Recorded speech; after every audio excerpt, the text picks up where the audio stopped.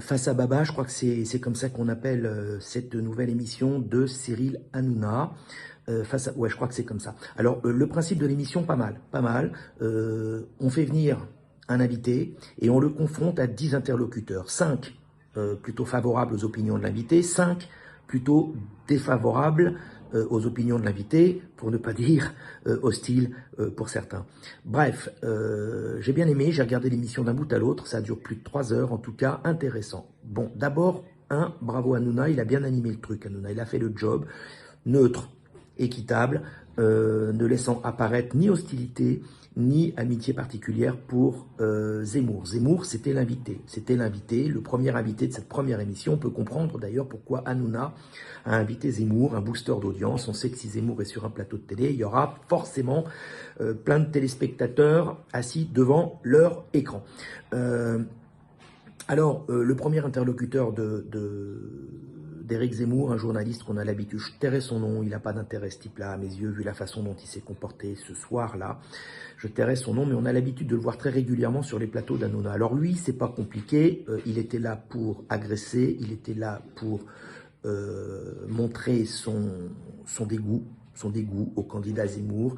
Il n'était pas là pour débattre intelligemment, pour faire preuve de bon sens et pour respecter les règles démocratiques du débat. Il était là pour en découdre, pitoyable, pathétique, ridicule même, ridicule. Un type qui a voulu montrer qu'il avait des testostérones et qui a voulu montrer sa virilité à des millions de téléspectateurs. Bravo, bravo, bravo. Le gars, il est viril, c'est bien, très bien. Il y a d'autres endroits pour montrer qu'on est viril, hein, et surtout pas un plateau de télévision. Ça, c'est un petit message pour Hanouna. Faut dire aux invités de faire preuve de tempérance, d'élégance, de courtoisie. C'est ça le but, c'est ça l'ambiance qui doit régner autour d'un débat.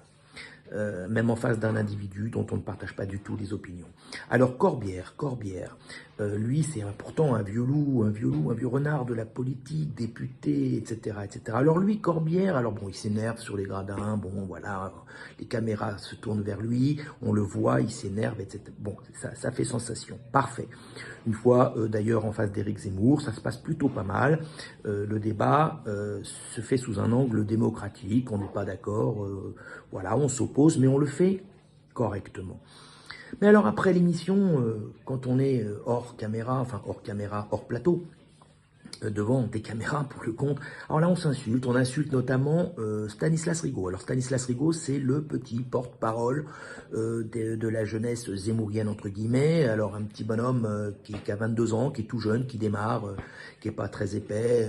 Ça sert à quoi de l'insulter, de le traiter de connard Pire, je dirais la phrase qui a fait sensation sur cette petite vidéo, où on dit à Stanislas, tu devrais aller à ton mentor. Hein, voilà, bravo, bravo. C'est ça les élus de la République. Hein. C'est ça l'exemple qu'on doit donner aux enfants, à nos enfants. Hein, j'ai pas envie que mes enfants voient ça, moi, à la télévision.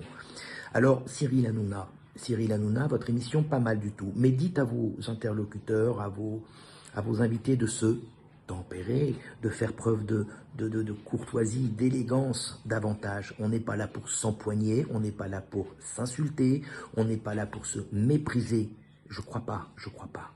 Hein, on n'est pas là pour brasser de l'air, pour faire des effets de manche. On est là pour apporter des réponses à des questions que se posent des millions de téléspectateurs, d'auditeurs, de Françaises, de Français et donc des lecteurs. Voilà, c'était mon petit message en 4 minutes. À très vite.